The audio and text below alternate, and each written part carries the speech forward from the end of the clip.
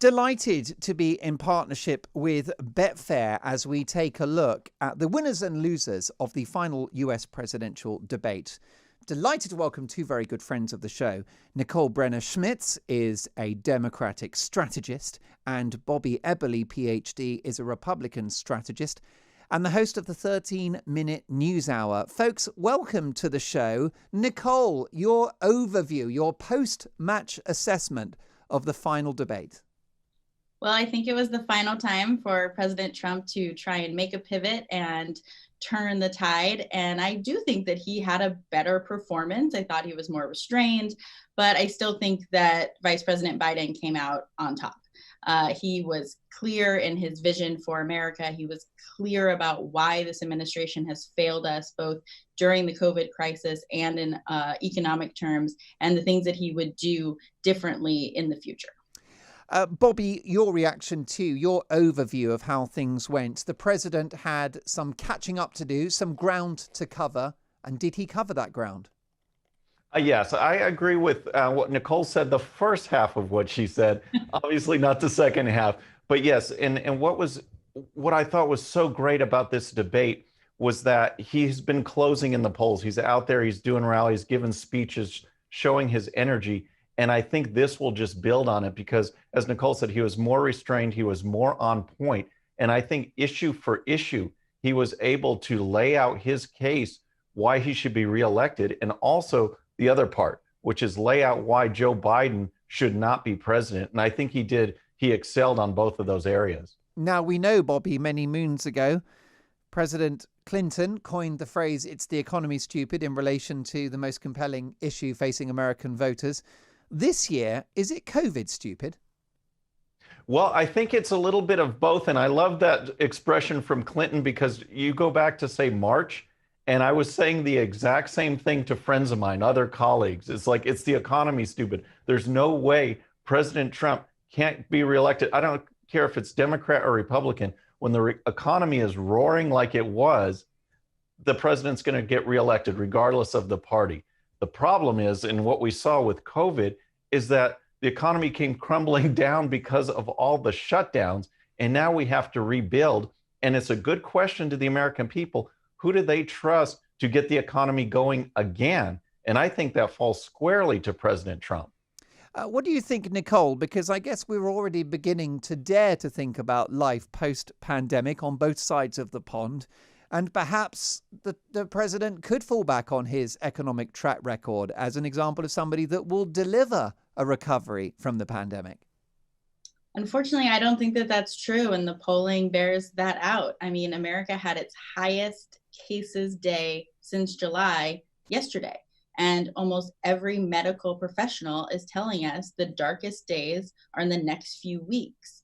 And all of the polling that we have shows that the first issue that Americans are looking at is this coronavirus. And I think Joe Biden delivered an excellent line and message last night when he said Americans are not learning to live with it, they're learning to die with it. And I think that that really came home for a lot of people. We're seeing him slip in suburban women and older voters. And those two things are crucial to be coupled with his base for him to win states like Pennsylvania and Florida and get to 270 electoral votes in the United States, which, if we're being real about our elections here, it's not about the majority of Americans, it's about the number of electoral votes. And losing those key demographics that continue to say that his handling of the coronavirus is concerning to them does not equal into a victory for the president. Has the president's recovery from COVID himself been a decisive factor, would you say, Nicole? Has that influenced the narrative of this presidential campaign?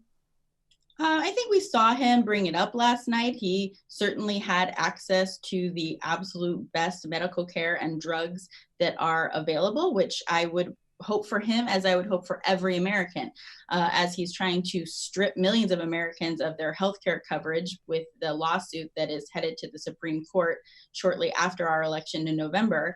The hypocrisy and the irony is not lost on the American people. And let's be clear, he was able to take a drug that has been produced because of stem cell research, something that the president himself is against. So there's a lot of dichotomies and hypocrisies happening here in that argument. Nicole, final question for you, and then I'll come to Bobby. What happens next? Is it a pretty clear path to victory for Joe Biden, would you say?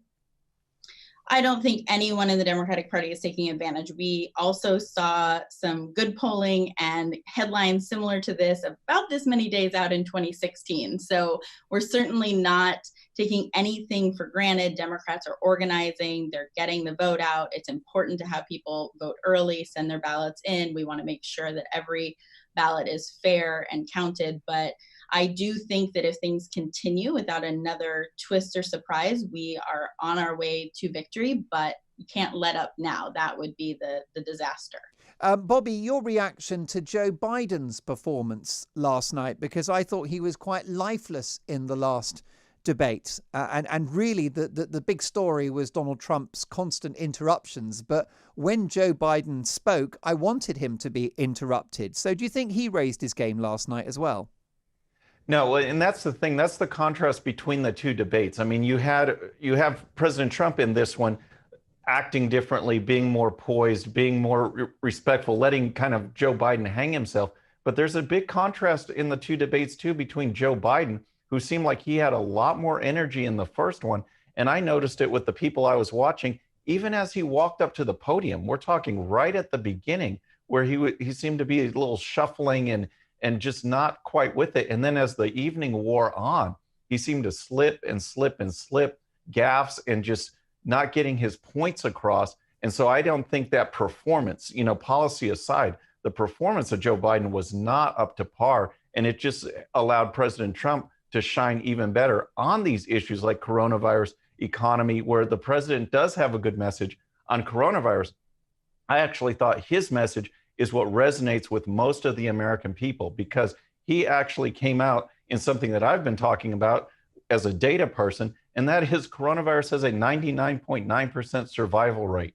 That means protect the elderly, protect the vulnerable, but the economy has to open up. People have lost their jobs. There are restaurants and other businesses that have closed down, that some won't reopen at all. We need to get the people back working again, because that, when you couple it, when you think about coronavirus, that is actually their main fear, is like, look at what coronavirus has done to the majority of people. We can't go to work. Our kids can't go to school. We've lost our jobs. We can't pay rent. We need to get the economy going again so that people will have a good outlook and can pay these bills without having to rely on the government. That is one thing for sure. And Joe Biden can't have it both ways. He can't talk about coronavirus and President Trump not doing anything when he shut down the economy to slow the spread, and then say the economy's in shambles, because Joe Biden would continue the lockdowns, which make unemployment even worse. President Trump is doing what he needs to do, and I'm so glad that he said we need to get things rolling again, because that is the message the American people need to hear and want to hear. Now, Bobby, Nicole is cautiously optimistic that Biden will win. She thinks he'll become president, but she's rightly putting a health warning on it. The polls can sometimes be inaccurate. What do you think are the chances of the president staying in the White House for 4 more years? After all, there might be some shy Trump voters out there who will surprise everyone in November. Well, right. And I really liked her analysis. I mean, you see what the polls are doing. You see what happened in 2016. I saw a story yesterday where a number of the battleground states, those crucial states, President Trump's actually closer to Joe Biden than he was to Hillary Clinton. And what you said about the shy Trump voters, it's not just a talking point, because in addition to doing what I do here, I'm also in the grassroots, working with candidates, going door to door, putting out yard signs. And I've seen time and time again where hardcore Trump supporters, those that volunteer, that contribute, that go door to door and make phone calls, they're not even putting Trump signs out because fear. They don't talk about politics at the workplace for fear of getting shunned. They don't put the signs out in the yard for fear of vandalism. This is a real deal here. And I think you're going to see it on Election Day, where the real force of Trump supporters comes out. Deeply grateful to Nicole Brener-Schmitz, top Democratic strategist for the left, Bobby Eberle, PhD Republican strategist for the right, the host of the 13-minute News Hour. We will return to that subject, of course, in the coming days.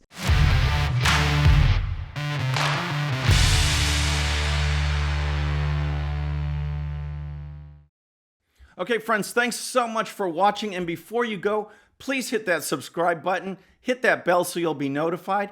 And here's a special video just for you so you can watch even more of the 13-minute news hour. And don't forget to check out GOPUSA.com for the best in conservative news and commentary. We'll see you next time.